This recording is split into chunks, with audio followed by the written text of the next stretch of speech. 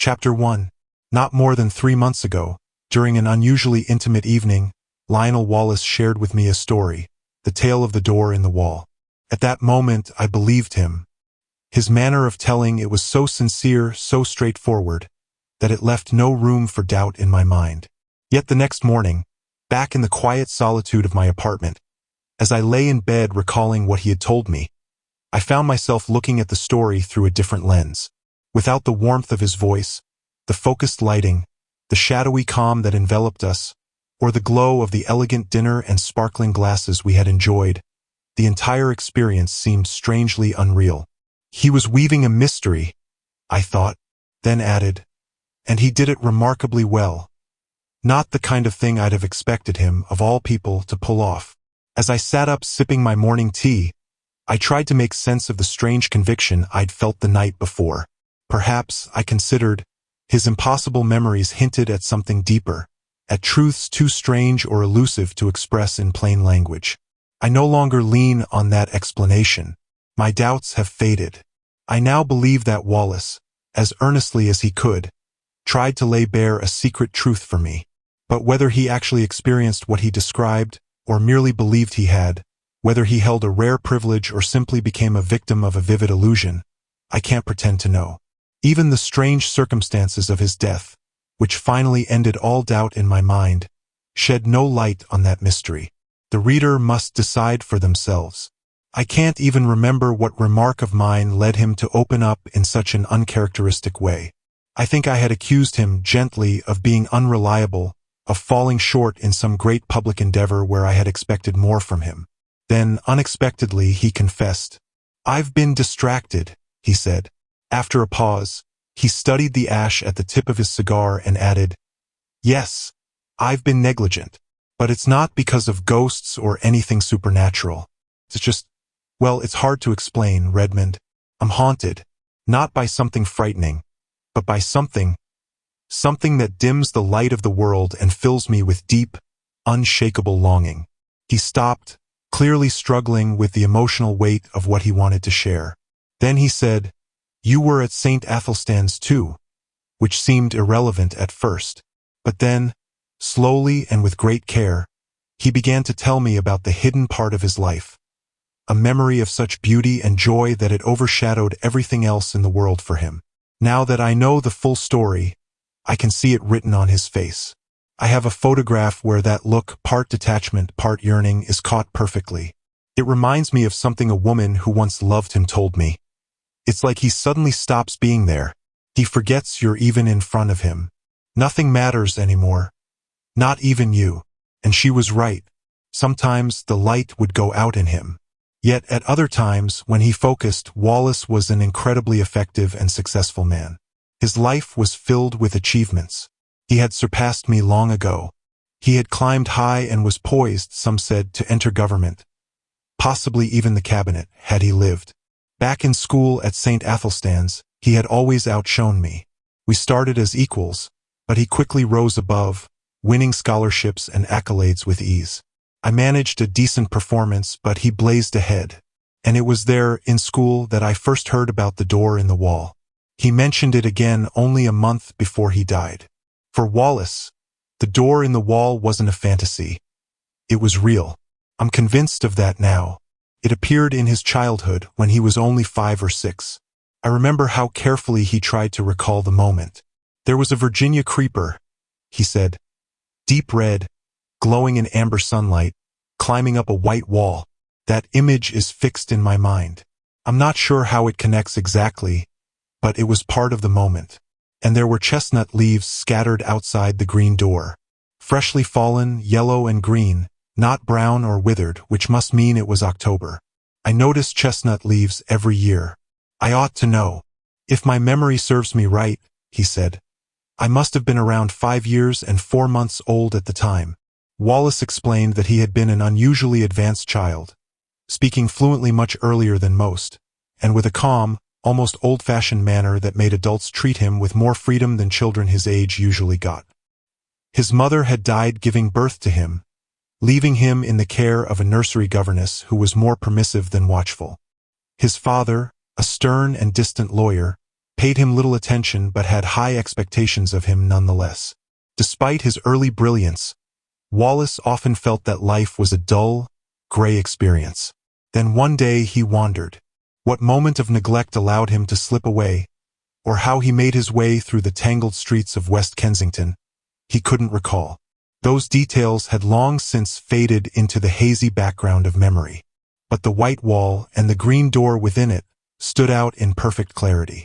According to Wallace, the very first time he laid eyes on that door, he was overcome with a strange feeling, a deep, magnetic pull toward it. He wanted to open it, to enter, but at the same time he felt strongly that doing so would be either foolish or wrong. He couldn't say which.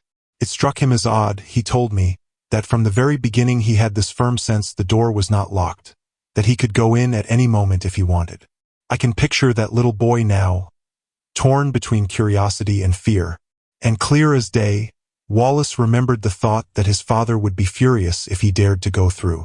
That knowledge alone added to his hesitation. He described these moments of inner conflict with incredible precision. He passed the door by, hands in his pockets, making a childlike attempt to whistle as he walked away past the end of the wall. He remembered a row of small, shabby shops, one in particular belonging to a plumber and decorator. There was a messy display of pipes, taps, wallpaper sample books, and dusty cans of enamel paint. He stood there pretending to be interested, all the while burning with desire to return to the green door. And then, a rush of emotion overtook him. Without thinking, without giving hesitation a chance to take hold again, he ran. Hand outstretched, he pushed the door open and stepped through. And just like that, he found himself in the garden that would haunt him for the rest of his life. Wallace found it hard to describe that garden in full. There was something in the very air of the place, an energy that lifted his spirit and filled him with pure joy and well-being. The colors glowed with an impossible clarity, soft and vibrant. From the very moment he stepped inside, he felt an overwhelming gladness, of the kind we experience only in rare moments of childhood happiness. And the place was stunning. He paused in telling me, reflecting deeply, then added, "You might not believe this, but there were 2 panthers there. Yes, panthers with spots. And I wasn't the least bit afraid. They were playing with a ball along a wide, marble-bordered path filled with blooming flowers. One of them saw me, walked over curiously, and gently rubbed its soft ear against my hand. Purred. That garden was enchanted. I'm certain of it." He described how vast it was, stretching endlessly with distant hills on the horizon. He had no idea where West Kensington had vanished to, but somehow, the garden felt more like home than any place he'd ever known. The moment the door closed behind me, he said, I forgot the road, the chestnut leaves on the pavement, the carriages and carts, the discipline of home. All my hesitation and fear vanished. I forgot everything that felt real just moments before. Suddenly, I was just a very happy, wonder-filled little boy, in another world entirely. It was a world filled with warmth and golden light, a place where even the air carried a hint of gladness. The sky was blue and open, streaked with sunlight-touching wisps of cloud. Before him stretched that wide, inviting path. The flower beds on either side were rich and wild, yet perfect. And those 2 great panthers, he reached out and stroked their velvety fur without fear, feeling them respond as if he belonged there. He told me there was a deep sense of returning home in that moment. Then, a tall, fair girl appeared. She walked up the path with a smile, greeted him gently, lifted him into her arms, kissed him, set him back down, and took his hand. It all felt so natural, so right, as if he was remembering something beautiful he'd simply forgotten. They walked up broad stone steps nestled between tall spikes of delphinium. At the top was a grand tree-lined avenue. Along both sides of the path were marble benches and statues, shaded by old, towering trees. White doves perched calmly nearby, tame, unafraid, and serene. She led him down that path, speaking to him softly, her voice kind and musical. He could no longer recall the exact words she spoke, only that they were good and comforting. As they walked, a small capuchin monkey with reddish fur and twinkling hazel eyes climbed down from a tree and began to follow them. It leapt up onto Wallace's shoulder, playful and gentle. And so, the three of them walked together, full of happiness. He paused again. "Go on," I encouraged. "I remember little things," he said slowly. "We passed an old man lost in thought among the laurels, and I recall a place filled with bright, chattering parrots. Then we came through a wide, shaded colonnade into a cool, spacious palace, full of fountains, full of beauty, full of everything the heart could ever long for. There were many things there and many people. Some I can still picture clearly, others are a little blurry now. But they were all beautiful. And more than that, they were kind. Somehow I knew they were glad I was there. Their kindness came through in the way they moved, the way they touched my hand, the warmth in their eyes. They made me feel truly welcome, truly loved." He paused again, as if hearing echoes from far away. "There were playmates there," he said softly. "That meant a great deal to me. I had been such a lonely little boy. They played wonderful games in a sunlit grassy courtyard with a sundial surrounded by flowers. And as we played, I felt something I'd never known before. Love. Deep, innocent, glowing love." He frowned slightly. "But it's strange. There's a gap in my memory. I don't remember the games themselves. I never could. Later, when I was back in the nursery, I'd cry trying to recall what we played so I could play it again. But no, all I've ever remembered is the happiness. And two dear playmates who were always by my side." Then his tone changed. At some point, a quiet, serious woman appeared. She was pale, with dreamy eyes and a soft robe of lavender gray. She held a book in her arms and silently beckoned me. I didn't want to go. My playmates didn't want me to go. They stopped playing and called out to me, "Come back to us. Come back to us soon." But the woman didn't even look at them. She just took my hand gently and led me away. He took a deep breath.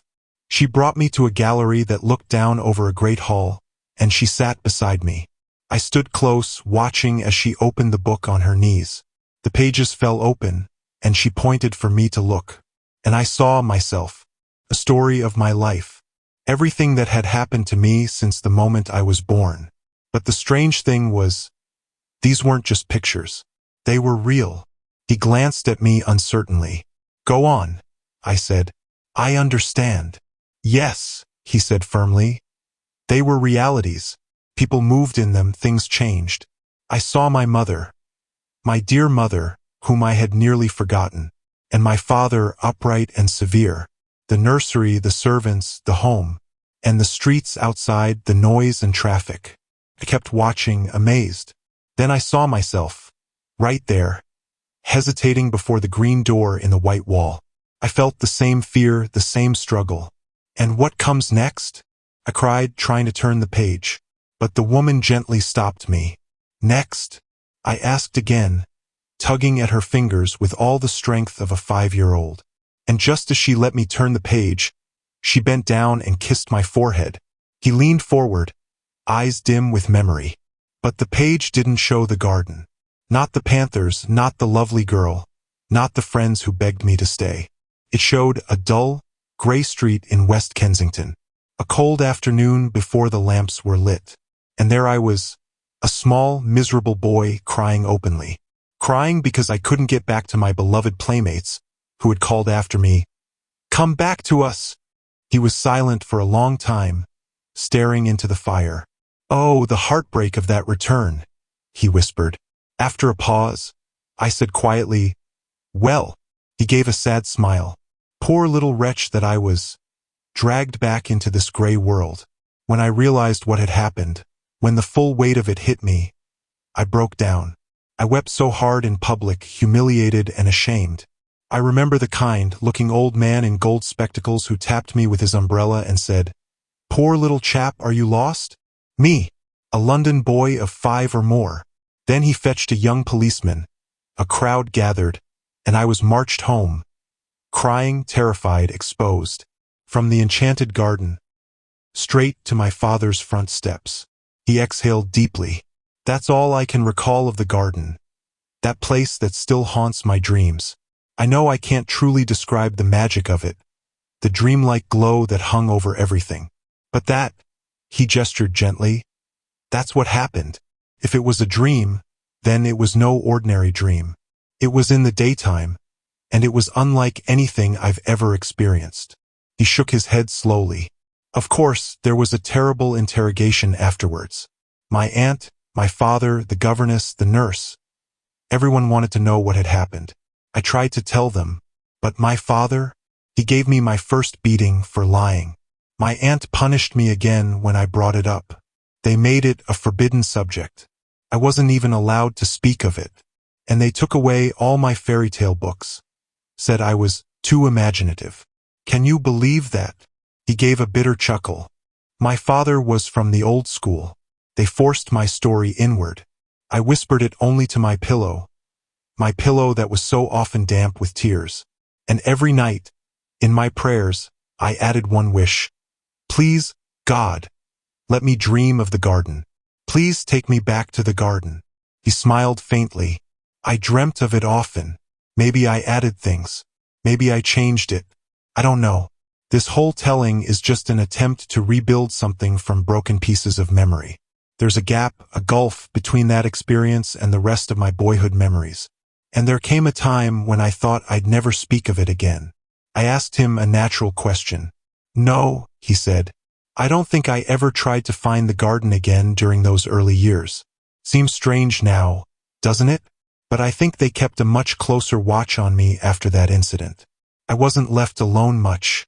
No, I don't think I tried again until I was older, around the time you and I became friends. He looked at me, thoughtful. I suppose there was even a period, he said slowly, when I forgot the garden completely, when I was 8 or 9 maybe. Do you remember me at St. Athelstan's? Of course I do, I said. I didn't show any signs then, did I? He asked. Any hint that I carried a secret dream? Chapter 2. He suddenly looked up and smiled. Have you ever played Northwest Passage with me? No, of course not, you never passed my way, he said. It was the kind of game, he continued, that any imaginative child would play all day long. The idea was to discover a Northwest Passage to school. The route to school itself was straightforward enough. The challenge lay in finding a route that wasn't straightforward.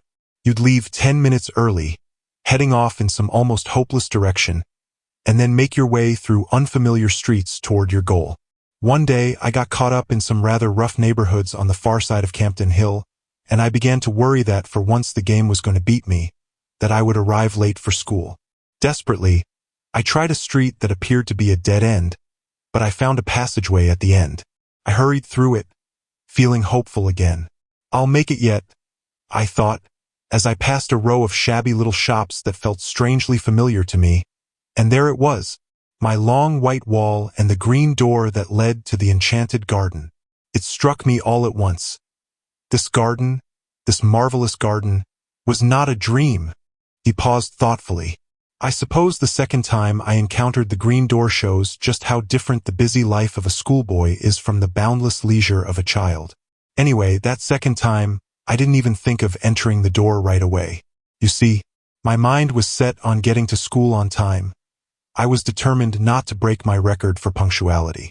Surely I must have had some desire to try the door. Yes, I must have felt that, but as I remember it, the door's allure was mainly just another obstacle to my overwhelming determination to reach school. Of course, I was very curious about this discovery I had made. I kept thinking about it, but I pressed on. It didn't stop me. I ran by, checking my watch and seeing I still had 10 minutes to spare, then headed downhill toward familiar surroundings. I arrived at school, breathless and sweating, but on time. I remember hanging up my coat and hat. I passed the garden and left it behind. Strange, isn't it? He looked at me with a thoughtful expression. Of course, I didn't know then that the door wouldn't always be there. Schoolboys have limited imaginations. I suppose I thought it was wonderful to have the garden there, to know I could find my way back. But the school was pulling me in. I expect I was distracted and inattentive that morning, recalling what I could of the beautiful, strange people I was sure I would see again. Oddly enough, I had no doubt that they would be glad to see me. Yes, I probably thought of the garden that morning simply as a pleasant place to visit during breaks in the busy school routine. I didn't visit the garden at all that day. The next day was a half-holiday, and that may have influenced me. Perhaps my distracted state got me into trouble and cut into the time I needed for the detour. I don't know. What I do know is that the enchanted garden stayed on my mind so much that I couldn't keep it to myself. I told, what was his name? A small, restless boy we called Squiff. Young Hopkins, I said. Yes, Hopkins. I didn't want to tell him. I had the feeling it might be wrong to share the secret, but I did. He was walking part of the way home with me. He was talkative, and if we hadn't spoken about the enchanted garden, we would have talked about something else, and the thought of any other topic was unbearable. So I spilled the secret. Well, he spread my secret.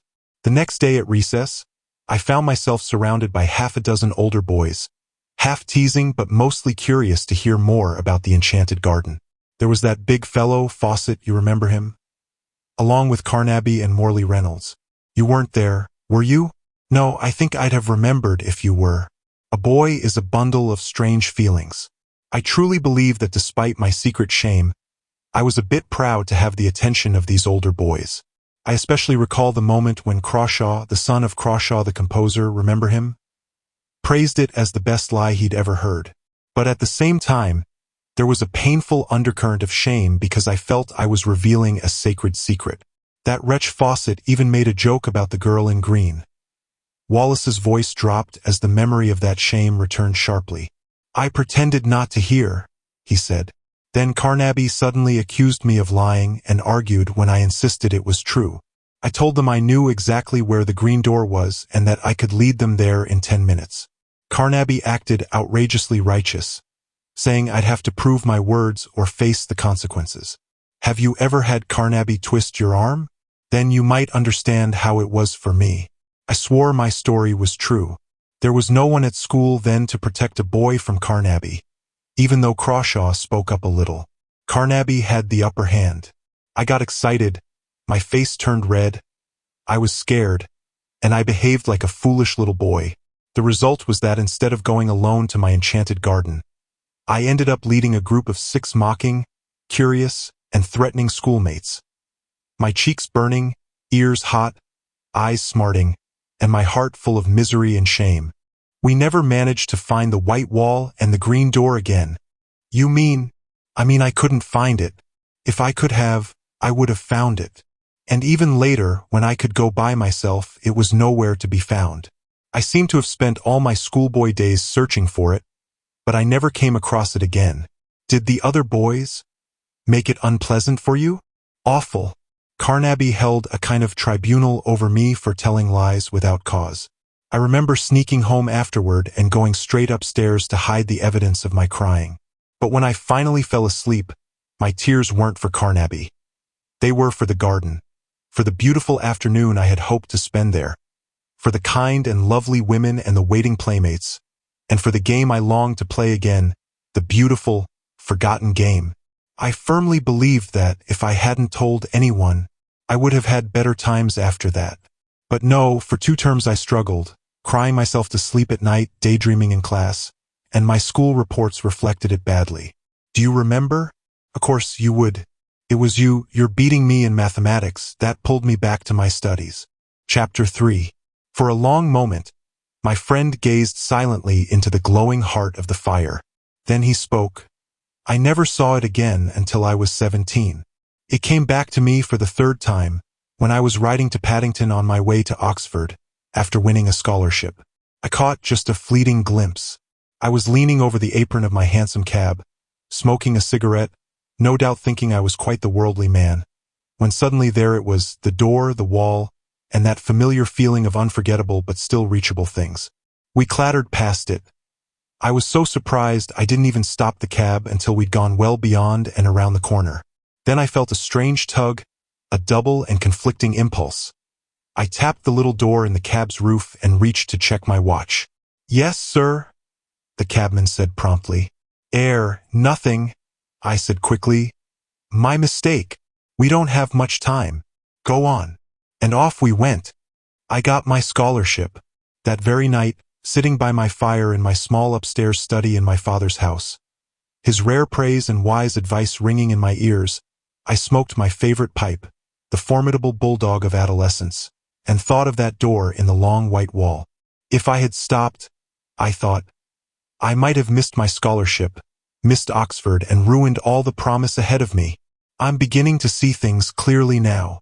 I fell into deep thought but never doubted that this career of mine was worth the sacrifice.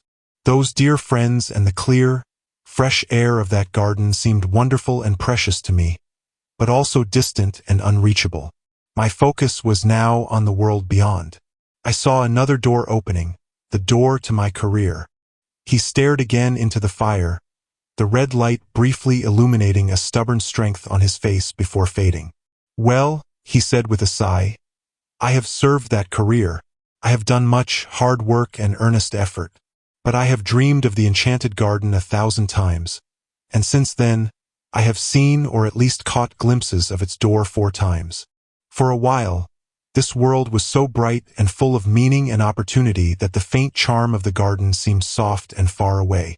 Who wants to pet panthers on the way to dinner with elegant ladies and distinguished men?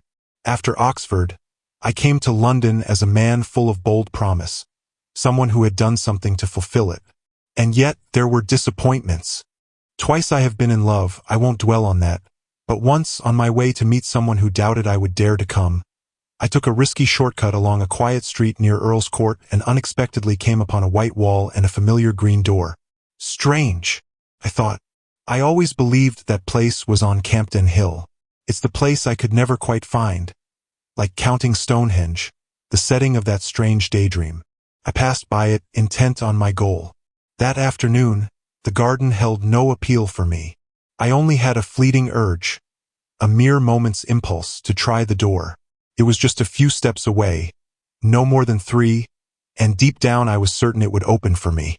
But then I paused, thinking that stopping might delay me from reaching that important appointment, one I felt carried my honor. Later, I regretted being so punctual. I thought to myself, at least I could have peeked inside and waved a hand to those panthers. But by that time, I had learned not to chase after things that are never found by seeking them earnestly. That moment filled me with sorrow. Years of hard labor followed, and not once did I catch sight of that door again. Only recently has the memory come back to me, bringing with it a feeling as though a thin layer of tarnish had settled over my world. I began to regard it as a bitter and sorrowful loss, the knowledge that I might never see that door again. Perhaps I was worn out, a bit overwhelmed by work. Maybe it was that feeling people call the age of 40. I cannot say for certain. Yet, the sharp clarity that once made effort feel light seems to have faded away, just at a time when, with so many political changes underway, I ought to be at my most productive. Strange, isn't it? But I have started to find life burdensome, and as I near what should be my rewards, they feel cheapened. Not long ago, I found myself craving the garden terribly. Yes, and I have seen it 3 times. The garden. No, the door. And I have never stepped inside. He leaned toward me, a deep sorrow coloring his voice as he spoke. 3 times I had the chance, 3 times. If ever that door should offer itself to me again, I vowed, I will go inside, escape this dust and heat, leave behind this dry glitter of vanity and these exhausting, pointless struggles. I will go and never return. This time I will stay. He swore it, but when the moment came, he did not enter. 3 times in a single year I passed that door without stepping through it. 3 times, all within the last year. The first was on the night of the snap division on the Tenants' Redemption Bill, when the government was saved by just 3 votes. Do you remember? No one on our side, and probably very few on the other side, expected the outcome that night. Then the debate collapsed as easily as fragile eggshells. Hotchkiss and I were dining with his cousin at Brentford. We were both unattached that evening. Suddenly, a telephone call summoned us, and we set off immediately in his cousin's car.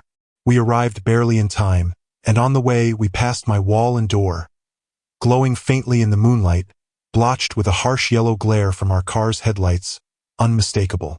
My God! I exclaimed. What is it? Asked Hotchkiss. Nothing, I answered, and the moment passed. I have made a great sacrifice, I told the party whip as I entered. We all have, he said, hurrying by. I do not see how I could have done otherwise. The next time was when I rushed to my father's bedside to bid farewell to that stern old man. Again, life's demands were urgent and pressing. But the third time was different. It happened just a week ago, and recalling it fills me with burning remorse. That night, I was with Gurker and Ralph's. You know, it's no secret now that I've had my conversation with Gurker. We'd been dining at Frobisher's, and the talk between us had become intimate. The question of my place in the reconstructed ministry hovered just beyond our discussion. Yes, that's settled. No need to keep it a secret from you. Yes, thank you. But let me tell you my story. That night, everything seemed uncertain. My position was precarious. I was desperate to get a clear word from Gurker but was held back by Ralph's presence. I was carefully steering the conversation, trying not to make my real concern too obvious. I had to. Ralph's behavior since then has more than justified my caution. I knew Ralph's would leave us past Kensington High Street, and then I could surprise Gurker with sudden frankness. Sometimes one must use such subtle tactics. And then, at the edge of my vision, I saw it again. The white wall, the green door ahead, down the road. We passed it, talking. I walked right past it. I can still see the shadow of Gurker's distinctive profile, his opera hat tilted forward over his sharp nose, the many folds of his neck scarf preceding my shadow and Ralph's as we strolled by.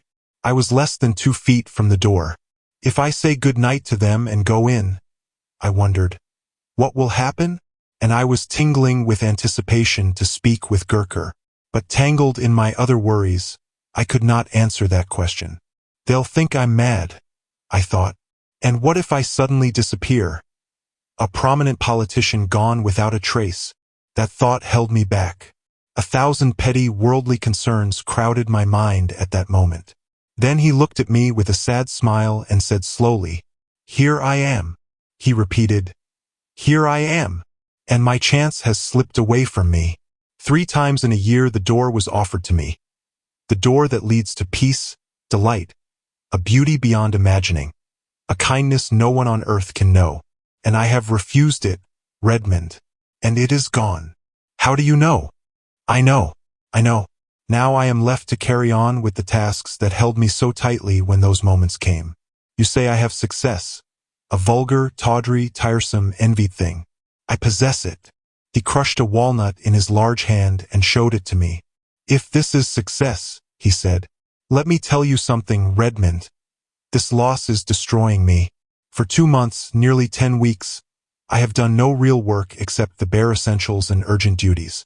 My soul is filled with unsatisfied regrets. At night, when I'm less likely to be recognized, I go out wandering. Yes, I wander. I wonder what people would think if they knew. A cabinet minister, the responsible head of the most vital department, wandering alone, grieving, sometimes lamenting aloud, for a door, for a garden. Chapter 4 *. I can now see his pale face and the unfamiliar somber fire in his eyes. I see him vividly tonight as I recall his words and voice. Last evening's Westminster Gazette still lies on my sofa with the announcement of his death. At lunch today, the club was abuzz with talk of it. His body was found early yesterday morning in a deep excavation near East Kensington Station. It is one of 2 shafts dug for a railway extension southward. A wooden fence blocks public access, but a small door was cut into it for the workmen who live nearby. That door was left unlocked by mistake between 2 supervisors, and through it he made his way. My mind is filled with questions and riddles. It appears he walked all the way home from the house that night.